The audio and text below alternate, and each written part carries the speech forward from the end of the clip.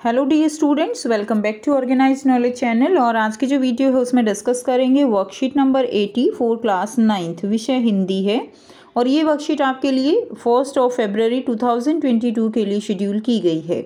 आज की जो वर्कशीट है स्टूडेंट्स, उसमें हमारा चैप्टर मेरे संग की औरतें, इसको हम कंटिन्यू करते हुए आगे बढ़ेंगे। सो प्यारे बच्चों, वर्कशीट शुरू करने से पहले प्लीज़ चैनल को सब्सक्राइब कर लीजिए, बेल आइकन को भी प्रेस कर लो ताकि आपको आने वाली वीडियोस की नोटिफिकेशन वो समय से मिल जाए। सो देखिए क्या दिया गया है बच्चों आज की वर्कशीट में। प्यारे बच्चों, इन कार्यपत्रकों के माध्यम से अब तक आपकी पाठ्यपुस्तक क्षितिज भाग 1 के पाठों पर चर्चा की जा रही थी। आइए आज के कार्यपत्रक में कृतिका के पाठ मेरे संग की औरतें पर चर्चा करते हैं, जिसकी लेखिका है मृदुला गर्ग जी। ठीक है, देखिए क्या दिया गया है। लीक से खिसके अपने पूर्वजों में माँ और नानी ही रही होती तो गनीमत रहती, पर अपनी एक परदादी भी थी। अब देखिए, हमने पिछली वर्कशीट में क्या पढ़ा था कि जो लेखिका है वो अपनी माँ के बारे में बताती हैं, उससे पहले की वर्कशीट में वो अपनी नानी के बारे में बताती हैं। अब इस वर्कशीट में वो बताती हैं अपनी परदादी के बारे में। ठीक है, तो जो उनकी परदादी थी वो जो है थोड़ा लीक से खिसकी, यानी जो एक होता है कि जो समाज में जो सोच होती है लोगों की, खासकर महिलाओं की, उस सोच के थोड़ा हटकर सोचती थी उनकी परदादी। इसलिए उनको कहा गया है लीक से खिसकी, जिन्हें कतार से बाहर चलने का शौक था। कतार का मतलब जो कि जो ऐसा समाज में हो रहा है, जैसी सोच के साथ काम लोग सब सोचते हैं वैसा ही सोचना। और कतार होता है लाइन से बाहर सोचना, यानी जो आम लोग सोचते हैं वैसा वो नहीं सोचती थी। ठीक है, इसका ये मतलब है।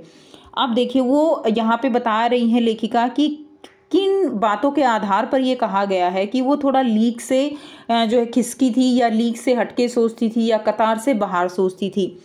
उन्होंने व्रत ले रखा था कि अगर खुदा के फजल से उनके पास कभी 2 से ज़्यादा धोतियाँ हो जाएंगी तो वे तीसरी दान कर देंगी। ठीक है, अब महिलाओं को जैसे कि चाहे आप इसको एज ए मजाक में लगाओ चाहे कुछ भी लगाओ, महिलाओं को कपड़ों का शौक़ जो है वो बड़ा ज़्यादा होता है नॉर्मली। लेकिन उनकी जो परदादी थी, अब उनकी सोच क्या थी कि अगर 2 से ज़्यादा हो गई तो वो तीसरी दान कर देंगी।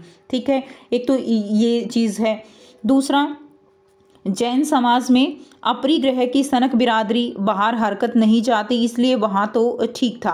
पर उनका असली जलवा देखने को जो है मिला जब मेरी माँ पहली बार गर्भवती हुई। अब दूसरा जो है यहाँ पे मेन क्या है बता रहे हैं कि जब उनकी माँ गर्भवती हुई, लेखिका मृदुला गर्ग जी की, मेरी परदादी ने मंदिर में जाकर मन्नत मांगी कि उनकी पतोहू को पहला बच्चा लड़की हो।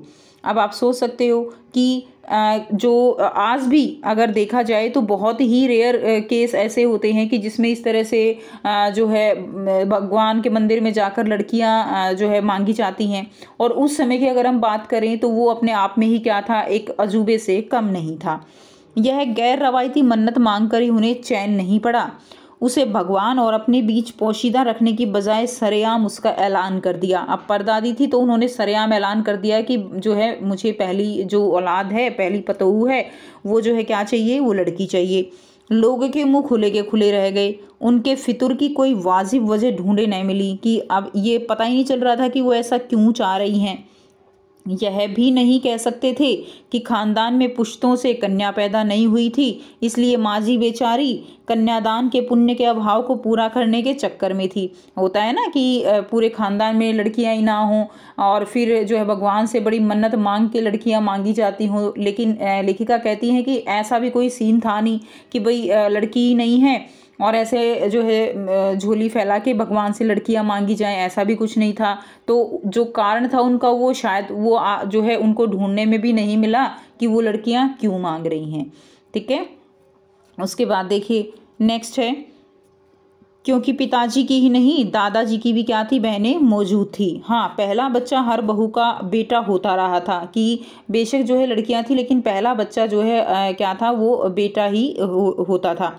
खैर, माजी ने अपनी तरफ से कोई सफाई नहीं दी, बल्कि बदस्तूर मंदिर जाकर मन्नत जो है वो दोहराती रही। पूरा नकूड़ गांव जानता था कि माजी का भगवान के साथ सीधा साधा तार जुड़ा हुआ था। तो गांव का नाम क्या है, नकूड़ गांव है। कि पूरा गांव जानता था कि माजी जो है वो भगवान के साथ क्या है, उनका सीधा सीधा तार जुड़ा हुआ है, यानी वो बहुत विश्वास करती हैं और ऐसा मानते थे कि भगवान इनकी सुनता भी है। बेतार का तार, इधर वह तार खींचती उधर टन से तथास्तु बजता, है ना। होता है ना कि जैसे ही तार खींचती उधर भगवान जैसे ही मतलब कुछ मांगती तो भगवान जो है उनको तथास्तु का मतलब उनको दे देते थे। मेरी दादी तो पहली मर्तबा में ही तैयार हो गई थी कि गोद में खेलेगी तो पोती, पर माँ जी की आरजू किस कदर रंग लाएगी इसका उन्हें भी गुमान न रहा होगा। लड़की की गैर वाजिब जस्तजू सुन भगवान कुछ ऐसी अफरा तफरी में आ गए कि एक न दो पूरी 5 कन्याएं एक के बाद एक धरती पर उतार दी। यानी यहाँ पे क्या कहा गया है बच्चों कि भगवान जो है इतने ज़्यादा अफरा तफरी हो गई उनको, जैसे ही माँ जी ने अपनी जो है गुजारिश भगवान के सामने रखी तो उन्होंने एक नहीं दो नहीं पूरी 5 की 5 जो है कन्याएं उनको दे दी। भगवान को क्या कहें, माँ जी के सामने तो नामी चोर भी अफरा तफरी में आ जाते थे। माँ जी और नामी चोर का किस्सा होश संभालने के बाद मैंने कई बार सुना था। चोर के दीदार की खुशनसीबी भी हाथ आई थी। ठीक है, तो एक किस्सा जो है वो उनकी दादी और जो परदादी और जो चोर है उनका एक किस्सा बड़ा जो है फेमस था, जो घर में चलता था। हुआ यूं था कि किसी शादी के सिलसिले में नकुड़ की हवेली के तमाम मर्द बारात में दूसरे गांव गए हुए थे। कि सभी जो है कहाँ गए हुए थे, जो आदमी थे वो सारे बारात में दूसरे गांव गए हुए थे। औरतें सज धज कर रथ जगह मना रही थी। रथ जगह क्या होता है, जब बारात जाती है तो पीछे से जो लड़के वाले बारात लेकर चले जाते हैं, आदमी जाते हैं बारात में। तो जो है पहले औरतें बारात में जाने का कोई ऐसा चलन नहीं था, तो औरतें जो है वो घर में रहकर जो डांस है वो करती थी। ठीक है, तो उसको रथ जगह कहा जाता है। तो नाच गाने और ढोलक की थाप के शोर में नामी चोर कब सेंध लगाकर हवेली में घुसा किसी को खबर न हुई। ठीक है, तो चोर घर में घुस जाता है, पर चोर था बदकिस्मत। जिस कमरे में घुसा उसमें माँ जी सोई हुई थी। अब औरतों के शोर से बचने को वे अपना कमरा छोड़ दूसरे में जा सोई थी। तो वहाँ पे शोर हो रहा था तो इसीलिए वो दूसरे कमरे में जाकर सो गई। चोर बेचारा तमाम जुग्राफिया दिमाग में बिठलाकर उतरा था। उसे क्या पता था इतनी बड़ी बूढ़ी पुरखिन जगह बदल लेगी। अब चोर को जो है बड़ा वो पूरा एकदम कहते हैं ना, पहले पूरा देखभाल के वो जो है गया था कि कौन से कमरे में जो है कुछ सामान मिलेगा। अब उनको चोर को भी नहीं पता था कि जो माँ जी है वो अपनी जगह बदल के और दूसरे कमरे में आ जाएंगी जिस कमरे से चोर को कुछ चोरी करनी थी। ठीक है, तो वो जो है वहाँ जाएंगी। खैर बुढ़ापे की नींद ठहरी, जैसा कि बूढ़े जो कहते हैं कि नींद नहीं आती है, तो ऐसा ही कुछ उस समय हुआ।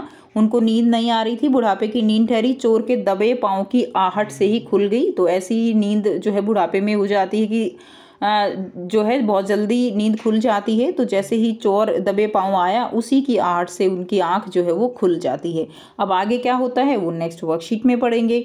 अब आपको दिए गए हैं कुछ प्रश्न। ठीक है, 5 प्रश्न हैं और एक गतिविधि दी गई है, तो इसके आंसर हम करेंगे। पहला प्रश्न है बच्चों, परदादी के कतार से बाहर चलने से लेखिका का क्या अभिप्राय है। तो परदादी के कतार से बाहर चलने से लेखिका का अभिप्राय है परंपरागत सोच से हटकर चलना। दूसरा प्रश्न है, लेखिका के गांव का क्या नाम था। तो लेखिका के गांव का नाम नकुड़ था। तीसरा प्रश्न है, लेखिका की परदादी ने अपनी पतोहू का पहला बच्चा लड़की होने की मन्नत क्यों मांगी होगी।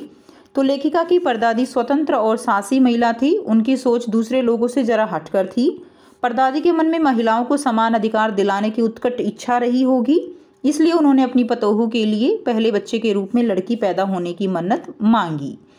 नेक्स्ट देखिए, प्रश्न 4 है, कहानी के आधार पर बताइए कि रथ जगह कार्यक्रम कब मनाया जाता है। रथ जगह कार्यक्रम शादी के मौके पर मनाया जाता है, नाच गाना आदि किया जाता है। प्रश्न 5, पहला बच्चा लड़की होने की मन्नत को गैर रवायती क्यों कहा गया। पहला बच्चा लड़की होने की मन्नत को गैर रवायती इसलिए कहा गया क्योंकि ज़्यादातर लोग पहला बच्चा लड़का होने की मन्नत मांगते हैं, जबकि लेखिका की परदादी ने अपनी पतोहू का पहला बच्चा लड़की होने की मन्नत मांगी थी। यानी रवायत नहीं थी समाज में कि पहला बच्चा जो है वो क्या हो, पहला बच्चा वो जो है लड़की हो। ठीक है, इसलिए जो लड़की होने की मन्नत है उसको गैर रवायती कहा गया है। नेक्स्ट देखिए बच्चों, गतिविधि दी गई है, आप भी अपनी दादी या नानी पर एक अनुच्छेद लिखिए। तो आपको दादी नानी जो भी आपको जो है चाहे वो आप लिख सकते हो। तो मेरी दादी बहुत मेहनती और ईमानदार है। वह बहुत ज़्यादा पढ़ी लिखी नहीं है, फिर भी बहुत स्वतंत्र विचारों वाली महिला है। मेरी दादी हमें खूब सारी कहानियाँ और किस्से सुनाती हैं और उन किस्सों को सुनकर हमें बहुत अच्छी सीख मिलती है। मेरी दादी दहेज प्रथा के बिल्कुल खिलाफ है। उन्होंने अपनी बेटी की शादी में दहेज लेने से बिल्कुल मना कर दिया था। वह लड़के और लड़कियों में कोई भेद नहीं करती है। ठीक है, तो इस तरह से आप अनुच्छेद लिख देंगे। तो ये थी आपकी आज की हिंदी की वर्कशीट। आई होप सभी बच्चों को क्लियर है। कोई डाउट हो तो पूछ सकते हो। वीडियो अच्छी लगे तो वीडियो को ज़रूर से लाइक करना, शेयर करना और चैनल को सब्सक्राइब करना। So thanks for watching. Have a nice day.